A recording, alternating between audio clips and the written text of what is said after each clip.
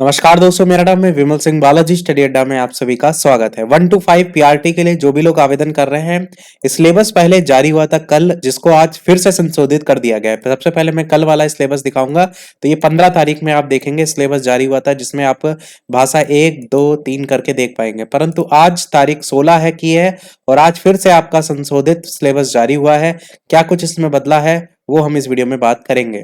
तो शिक्षा विभाग और अनुसूचित जाति और अनुसूचित जनजाति कल्याण विभाग बिहार के अंतर्गत 1 से 5 तक के विद्यालय अध्यापक के लिए लिखित परीक्षा वस्तुनिष्ठ के लिए परीक्षा संरचना और पाठ्यक्रम के लिए दिनांक 15/11/2023 को प्रकाशित आवश्यक सूचना और दिनांक 10/11/2023 को प्रकाशित विज्ञापन के चयन प्रक्रिया में संशोधन जो है वो किए जा रहे हैं।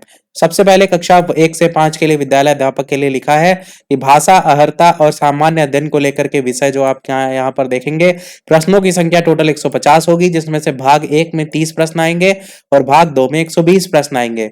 परीक्षा 2.5 घंटे की होगी। टोटल पेपर जो है 150 नंबर का होगा। अब बात करते हैं इसके अंतर्गत।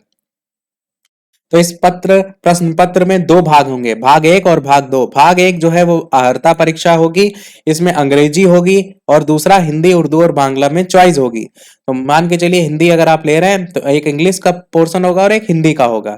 और साथ ही साथ इस भाग में अहर्तांक कम से कम 30% लाना होगा, यानी कि 30 नंबर का अगर ये पेपर है तो 9 नंबर आपको जो है वो लाने होंगे पासिंग मार्क्स के रूप में। फिर बात करते हैं भाग 2 की, जो कि 120 नंबर का पेपर होगा, जिसमें सामान्य अध्ययन के लिए प्राथमिक गणित, मानसिक क्षमता परीक्षण, सामान्य जागरूकता, सामान्य विज्ञान, सामाजिक विज्ञान, भारतीय राष्ट्रीय आंदोलन, भूगोल और पर्यावरण, ये सभी के सभी आपको यहाँ पर टॉपिक देखने को मिलेंगे।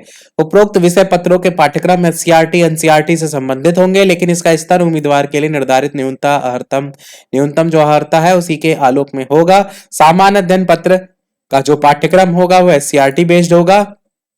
एससीईआरटी समझते हैं ना, जो बिहार की किताबें चलती हैं, वहां के प्राथमिक विद्यालयों से संबंधित किताबें चलती हैं, वहां के माध्यमिक विद्यालयों में किताबें चलती हैं, वही आपको पढ़ना पड़ेगा। लेकिन स्तर आपका और थोड़ा सा हाई आपको देखने को मिल सकता है। लिखित परीक्षा वस्तुनिष्ठ होगी, बहुविकल्पी टाइप की होगी। निगेटिव मार्किंग किसी भी प्रकार की जो है यहाँ पर नहीं आपको देखने को मिलेगी। इसके बाद बात करते हैं इसी में ही अनुसूचित जाति अनुसूचित जनजाति कल्याण विभाग के जो 1 से 5 तक के विद्यालय अध्यापक हैं उसके लिए। तो यहाँ पर सेम सारी चीजें आपको देखने को मिलेंगी। भाग 2 यहाँ पर भी होंगे, अंग्रेजी हिंदी यहाँ पर भी होगा और सामान्य अध्ययन में वही सारी चीजें यहाँ पर भी आएंगी। और यहाँ पर भी एससीईआरटी एनसीईआरटी की ही जिक्र किया गया और निगेटिव मार्किंग यहाँ पर भी नहीं होगी। बाकी आपकी जो शर्तें पहले की पहले थी वो वैसे की वैसे ही रहेंगी। 4/11/10/11/2023 को जो आपका नोटिफिकेशन विज्ञापन जारी हुआ था उसमें जो सारी चीजें थी वो वैसे की वैसे ही बाकी से शर्तें रहेंगी। इस चीज को समझ लीजिएगा कि ये जो नोटिफिकेशन जारी हुआ है ये आज 16/11/2023 को जारी हुआ था। हो सकता हो आपके पास वायरल घूमते घूमते 15/11/2023 का नोटिफिकेशन आए, जिसमें बात की जा रही थी भाग 1, 2, 3 के रूप में पेपर लेने की। जिसमें भाग 1 में हिंदी इंग्लिश, दूसरे में सामान्य अध्ययन और तीसरे में हिंदी उर्दू भाषा और बांग्ला भाषा, इनमें से किसी एक भाषा को चुनाव करने को लेकर के ये पहले जारी हुआ था, एक दिन पहले जारी हुआ था। परंतु संभावना लगातार यही बन रही थी कि अकेले जब हिंदी का पेपर आप अहर्ता परीक्षा में ले रहे हैं तो फिर अलग से हिंदी विषय लेने का क्या मतलब है। इसी कारण से मैंने आपको ये सिलेबस नहीं बताया था, क्योंकि पूरी संभावना थी कि ये बदल जाएगा और फाइनली बदल गया है। तो हमने जो सही है वही आपको बताया है, यानी अब इससे कोई आपको मतलब नहीं है।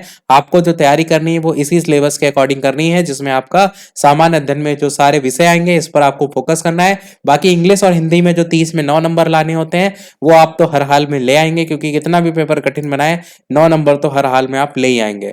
बाकी जो मेन आपको तैयारी करनी है वो इन विषयों को लेकर के करनी है, जो भी प्राथमिक को लेकर के भरेंगे। पर इस चीज को जरूर ध्यान रखिएगा कि 3 की लिमिट है आपकी जो आप आवेदन करेंगे। ऑफिशियल नोटिफिकेशन में अगर जाकर पढ़ेंगे तो आप 3 बार मैक्सिमम आवेदन कर सकते हैं इस नियमावली के तहत। नियमावली कौन सी? यही जो बीपीएससी पेपर करा रहा है उसी को लेकर के, जो हम पहले आपको पूरा डिटेल में बता चुके हैं। तो यही था हमारे इस ओवरऑल नोटिफिकेशन में। कोई प्रश्न हो तो कमेंट में पूछ लीजिएगा। आवेदन कैसे करना है नहीं देखा हो तो वीडियोस में जाकर के देख लीजिएगा, आवेदन कर लीजिएगा। मिलते हैं फिर अगले अपडेट में, तब तक के लिए सभी को नमस्कार, जय हिंद।